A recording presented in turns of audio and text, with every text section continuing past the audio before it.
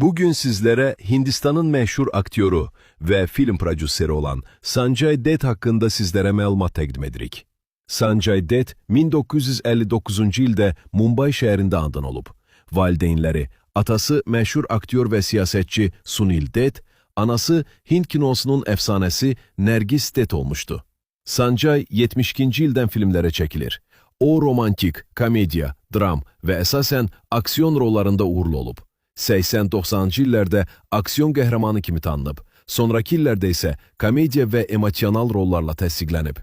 Bir neçə filmfare mükafatı alıb. Onun ən maraqlı filmlərindən biri Alov filmi olmuşdu. Bu film onun şöhrətini yüksəklərə qaldırır. 2012-ci ildə Hrithik Roshan ilə çəkildiyi Alovlu Yol filmi ən məşhur filmlərindən biri olur. Amma onun həyatı asan olmayıb. Erkən yaşda narkotik asılılığı ilə mübarizə aparıb. Anası Nergis, oğlunu bu vəziyyətinə dözə bilmir. 81-ci ildə ürək tutmasından vəfat edir. Daha sonralar silah saxlama ittihamı ilə həbs olunub və 5 il həbs cəzası alıb. Bu hadisələrə baxmayaraq, o həbsdən sonra da filmlərə qayıdıb və sevilib. Aktyor indi hal-hazırda filmlərə çəkilir. Aktyor 3 dəfə ailə həyatı qurub.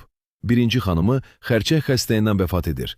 İkinci xanımı ilə isə münasibəti düz gəlməyib və onlar boşanıblar. Üçüncü xanım isə onun həyatına çox təsir edib. Artıq neçə illərdir ki, həmin xanımla ailə həyatı yaşayırlar və övladları ilə xoşbəxtdirlər.